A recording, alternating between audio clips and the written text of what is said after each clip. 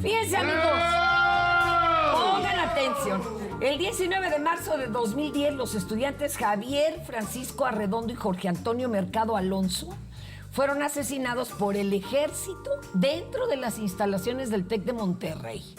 La Secretaría de la Defensa Nacional afirmó que se trataba de delincuentes que habían atacado a los militares. Y poco después se comprobó que eran estudiantes, man. Y la Comisión Nacional de Derechos Humanos concluyó que no portaban armas, que los militares involucrados manipularon la escena del crimen. Y hoy nos acompañan aquí, señores y señores, Eric García, productor, acá el productor, Alberto Arnaut, director. Así es. De este,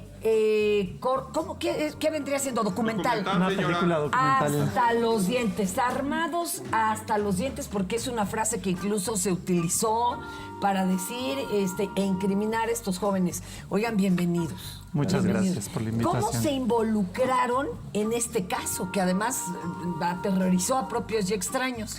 Yo conocí a Javier Francisco, uno de los dos digas. chicos asesinados por el ejército. Él era del pueblo de mi papá, de Todos Santos, Baja California Sur. Y pues cuando me enteré de su muerte y que habían dicho que se trataba de sicarios armados hasta los dientes, porque esa fue la primera versión que dio tanto el gobierno como el ejército, como el Tecnológico de Monterrey, etcétera, los medios de comunicación en general, pues me indigné mucho porque yo conocí a Javier Francisco y era una persona que para nada podía estar involucrada en ese tipo de cosas, ¿no? Era una persona que estaba estudiando además el doctorado en mecatrónica en el TEC de Monterrey con beca del 100%, entonces para nada podía estar involucrado en ese tipo de situaciones.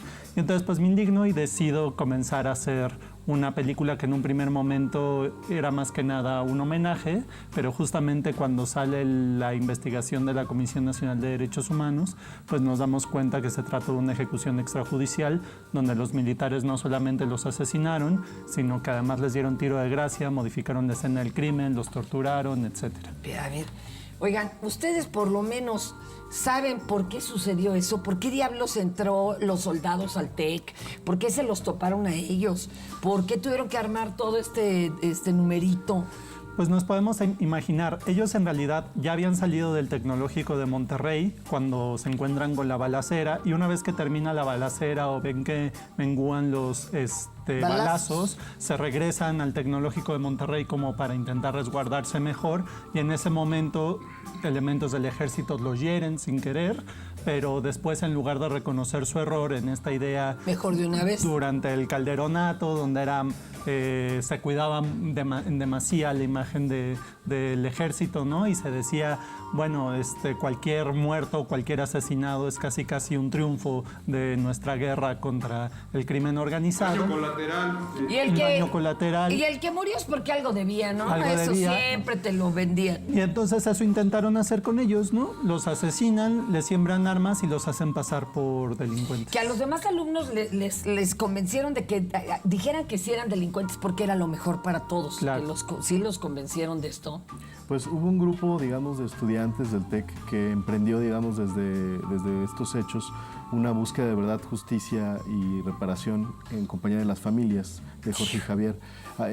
Digamos, grupo de ahora egresados, Exatec y alumnos, digamos, el colectivo Todos Somos Jorge y Javier, acompañó a los padres a lo largo de todo este tiempo, justo porque creen que es derecho no solamente de toda la sociedad, sino también de la comunidad TEC, conocer la verdad acerca de este hecho, ¿no? Pero vamos, los soldados sí se acercaron ahí las autoridades para decirle, ustedes repitan esta historia porque es lo mejor.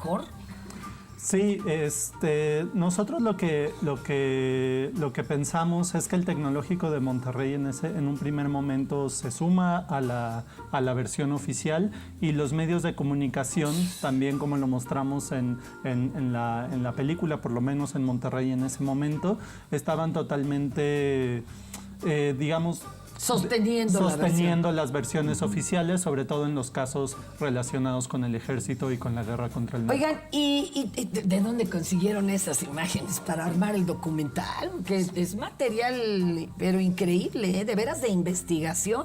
Sí, sobre todo gran parte del material venía dentro de la investigación de la Comisión Nacional de Derechos Humanos, sobre todo las cámaras de seguridad del Tecnológico de Monterrey. Oigan, pero había tomas hasta de los militares. De los militares, Sí, eso es. Imagínense qué fuerte, ¿no? Eso es como de los periodistas, que en un primer momento, incluso varios que en un primer momento dieron la versión o corroboraron la versión de la Sedena y que después se dieron cuenta de lo que había realmente sucedido. Ellos desde un primer momento ya sabían que había algo raro, pero no sabían bien a bien lo que había sucedido.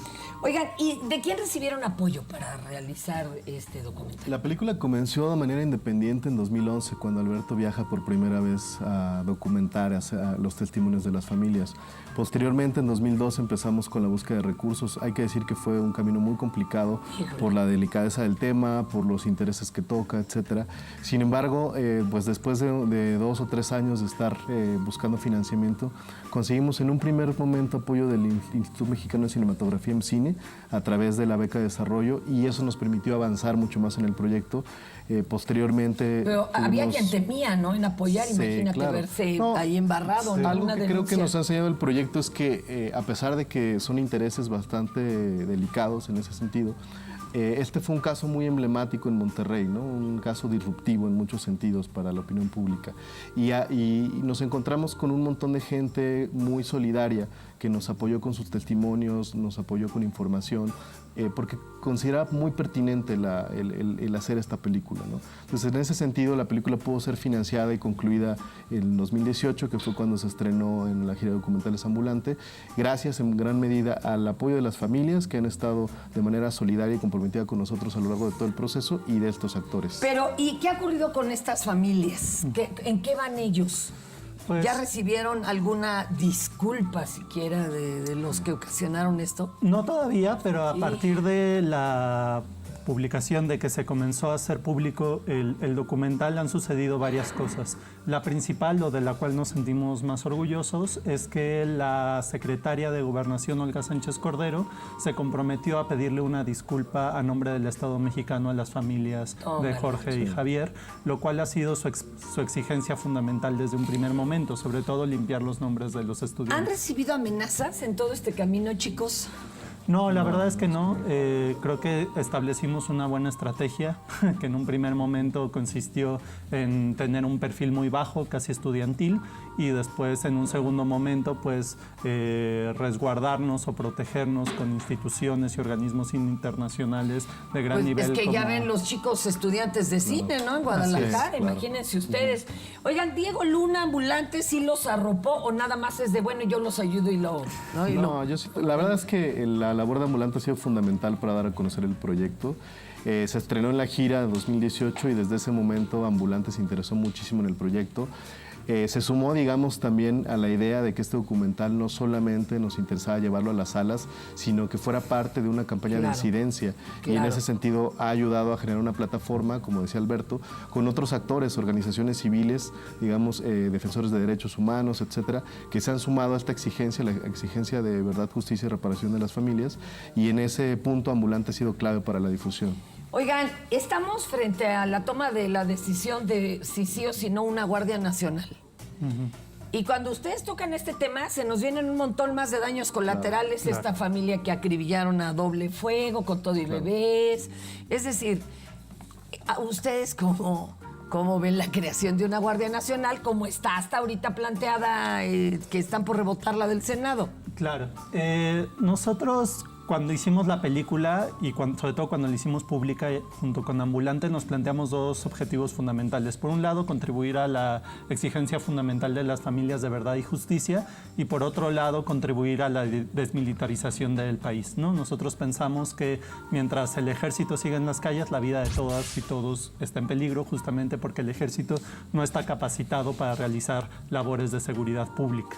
Entonces, la Guardia Nacional nos preocupa justamente por eso, porque se dice que no, que el mando va a ser civil, etcétera, pero mientras la disciplina, es decir, la forma en la que está organizado y la cadena de mando y la forma en la que son, digamos, capacitados estos miembros de la Guardia Nacional siga siendo del ejército, pues los riesgos y las violaciones graves a derechos humanos, como es el caso de Jorge y Javier, pues siguen latentes y siguen siendo un gran riesgo para todas y todos.